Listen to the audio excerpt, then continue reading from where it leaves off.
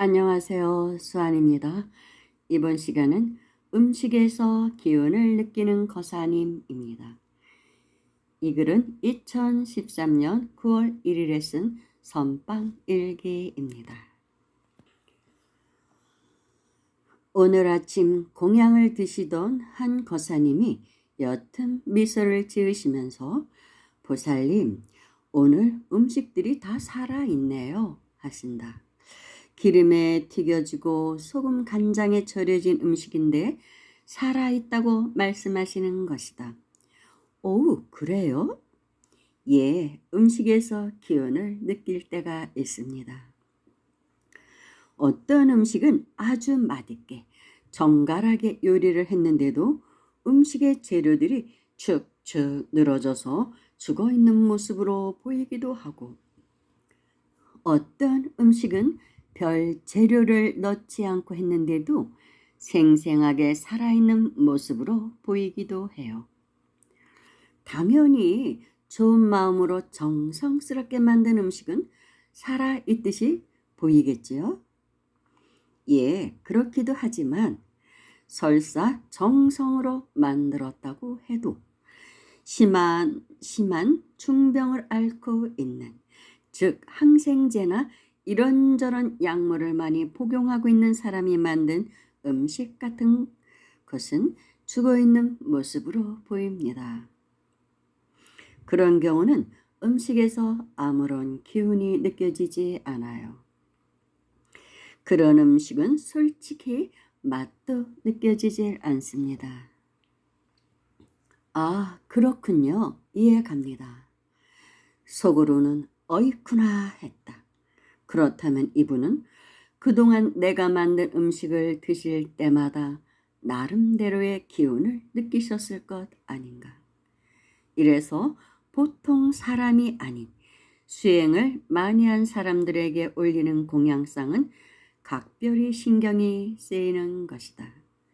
그들은 음식을 만든 사람의 마음 상태, 건강 상태까지 느끼고 있기 때문이다.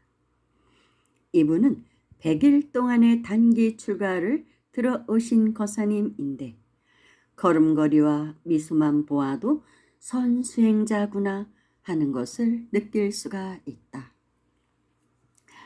참 고요하다. 공양 시간과 포행 시간을 빼고는 거의 법당에서 자선을 하시는데 선정에도 자주 드시는 것 같았다. 대단한 제가 수행자들 참으로 많다. 21일 단식 수행도 힘들이지 않고 잘 해내셨다.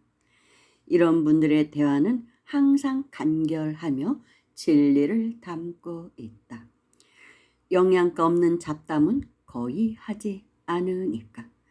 남녀라는 성별에서 오는 불편함도 느껴지지 않는다.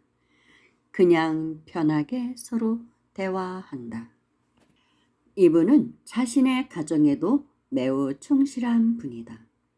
아내와 아이들에 대한 사랑도 지극하셨다. 그렇게 하지 못할 바에는 수행도 할 필요 없다고 말하신다. 이분이 덧붙이셨다. 제가 어느 절에 있을 때 만난 보살 이야기인데요. 그 보살은 죽어라고 기도를 한 것도 수행을 한 것도 아닙니다. 참선을 한다고 해봐야 고작 하루 30분 정도였습니다. 그렇지만 10년간 봉사를 열심히 했고 불사도 참 많이 했지요. 그런데도 마음이 열려서 사람을 보기만 해도 척하고 알아요. 상대편을 다 읽어버리더군요. 그래서 저는 수행하는 데는 공덕을 짓는 것도 무척 중요하다는 것을 배웠답니다. 아픈 몸으로 공양을 지어준 내게 감사의 표시로 하는 말씀 같았다. 아마 이분도 내 마음자리를 읽고 있었을지도 모른다. 표현을 안 하셔서 그렇지.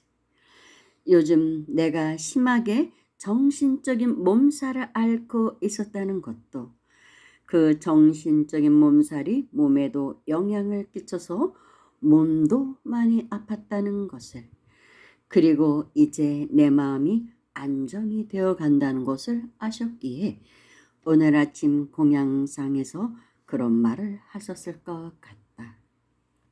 이 거사님은 남쪽 나라 아주 먼 곳에서 수행하러 오신 분이었습니다. 그런데 당신 말씀이 저한테 많은 얘기를 해주셨는데 나름대로의 추종자가 있는 것 같더라고요.